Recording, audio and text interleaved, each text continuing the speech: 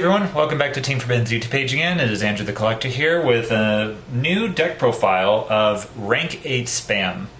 I literally just got back a couple hours ago from visiting the teammates in California. And I wanted to take this deck to one of the locals out there, but I just didn't really have the time to do so. And by the way, got more profiles from the guys I filmed for you while I was out there, so stay tuned for those in the next couple days. But for now, let's just go ahead and hop right into this. The whole idea for this is just to rank out as many level 8s as you can to get into your rank 8s, or just overwhelm your opponent with big bodies on the board. One of those being Alpha the Master of Beasts. Very self-explanatory. It's a special summon from the hand if your opponent has more attack value on board than you do, and that's not once per turn. So if you have multiples in hand, you can drop both of them down on the field. And then its effect is that you can bounce itself and any number of beast warrior, or wing beasts that you control, and non-target, non-removal those your opponent's monsters equal to the amount that you sent back to hand. Good way to bait out any negations, any imperms. And then the other ones that we have are 3 Danger Bigfoot, 3 Danger Thunderbird. You know, these are still really good. Really good at baiting out Ash if your opponent doesn't know that ruling about them. 3 Orochis, special summon from hand by banishing 8 cards from face down from the top of your deck. Quick effect during either player's turn. Good for, protecting yourself against battle, or just, being able to go into rank 8s a lot faster. And then we go into the Kaijus, 3 Gardarla, and 3 Radion. These are supposed to be Gamma Seal, but I don't currently have Gamma Seal. I'm still working on trying to find him. But he's a good substitute for it, at least for now. But if you have Gamma Seal, replace him with it. Those are the only Kaijus I have in here because I can't find the space for Dolgaron, which I want to put Dolgaron in here, so let me know if I should. And 3 Sage de Fleur, effect in hand, target 1 card you control and 1 your opponent controls, pop them both and special summon her. Even if your opponent has a response to that, to where the card that you target is removed from the field, her effect still goes through and she special summons herself. So keep that in mind if someone tries to Rule Shark you. And then 3 Fairy Tale Luna, normal summon, she searches another copy of herself. And quick effect during another player's turn, you can target herself and 1 monster your opponent controls, return them to the hand. But if they are able to send another copy of that monster from their deck to the extra deck, they can negate that effect. So pretty much what you want to do is Kaiju your opponent's monster, normal summon her, search, and then use her quick effect to target herself and the Kaiju to bounce back to the hand, and then you just Kaiju them again. And it's the same thing with Alpha Master Beast, that same strategy. And this is where Sage de Fleur and Luna really have that synergistic effect. So if she's on board, you activate her effect to target Luna and 1 monster and 1 card your opponent controls. Chain Luna's effect to target herself and a monster that Sage isn't targeting already. Her effect will go through unless they negate it. Her effect will go through, those will go back to the hand, but her effect will still go through, popping your opponent's card still and then special summoning her out. So that's a bit of really good synergy. And 2 Dino-Wrestler Pankratops. This is mainly go in second deck. I'm glad he's back at 2, but let's see if we can get him back to 3. And then 1 Waxing Moon for the full Armor Master Synchro, that, spoiler alert, I run in the extra deck.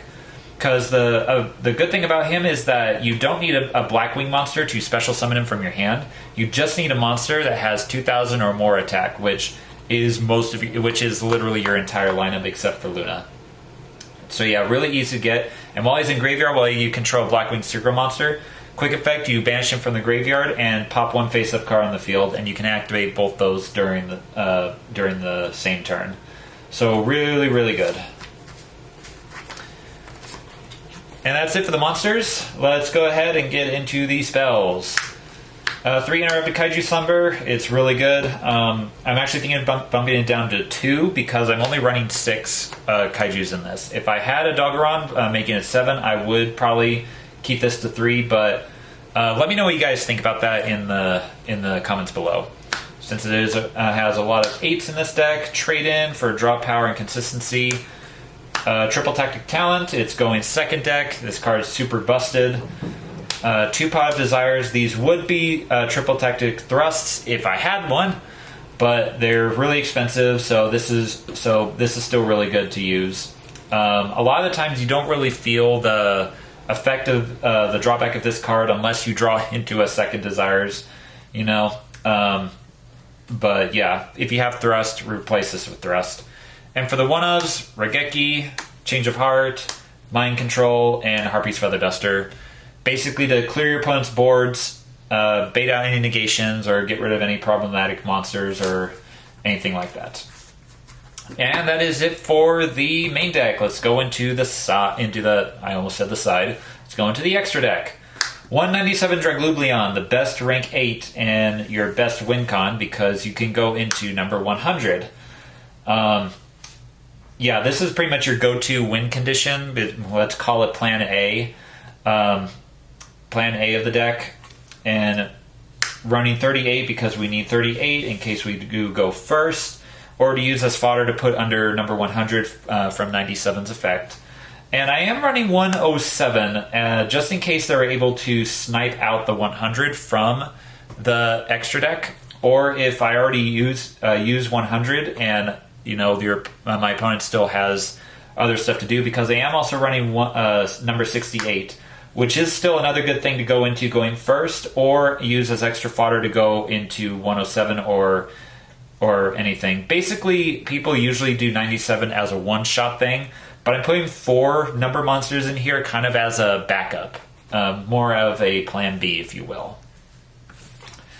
And then on to, I guess, plan C is the Dingirsu, along with the number 84 and Zeus. So, yeah, really good plan C. Off into the links. 1 Link Rebo because I'm still scared of the It block. Dark because it's dark, and to go into Unicorn. If you have SP Little Knight, replace this with SP Little Knight. It's a million times better, but that boy's $100, so absolutely no thank you. And the plan D of the deck is Blackluster Soldier, Soldier of Chaos. I used this against a Sky Striker player once, and if you are able to use this effect to get him up to 4,500 attack points, they can't out this. They absolutely cannot, unless they run the Sky Striker Kaiju card, which I haven't seen a list to date that runs it. But yeah, if you get this out, they basically lose. And 2 of our Super Poly targets, the best ones in the entire game. And then the Blackwing Full Armor Master, absolutely ridiculous guy. As long as they don't get a monster out stronger, then they can't out this unless they have a Kaiju. Now into the sides. 3 Denko Sekka. Like I said, we are going second deck, and back row decks are probably this deck's worst enemy, so this is really good, and you don't really use up your normal summon except for Luna. So if you go up against something like Labyrinth or Trap Tricks, take out the Lunas and replace this, and you are pretty much golden. Speaking of not caring about the normal summon too much, Lava Golem, because again it's another level 8, and you can basically wipe out an opponent's board. 2 Lightning Storm for back row. 3 Super Poly for our Super Poly targets, and 3 Skill Drains.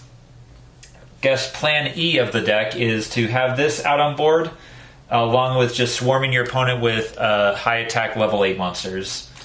And then Eradicator Epidemic Virus, mainly for Runix, because I think Runix is the hardest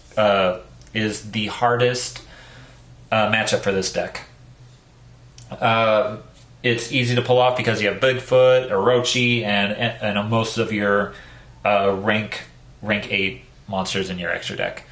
But yeah, that is it for the deck profile. This deck is really simple to use, and relatively cheap depending on what cards you decide to go with. I think the only really expensive cards that you need to find is definitely the Zeus and the Blackluster Soldier. But even still, these were maybe like $10 each. All the other cards in here are kind of penny stonk, or if not, just a few bucks each. So you can make this deck relatively easy and cheaply. But anyway, that's it for the deck profile. I hope you guys enjoyed. Please like, comment, subscribe, hit that bell down below for notifications, and consider joining our YouTube membership. And if you guys have any ideas for any other decks that you want us to profile for either this, Digimon, or any other of the card games, please let us know. Or if you want to see any other type of videos, also let us know in the comments or send us a DM. Until then, we will catch you guys in the next one.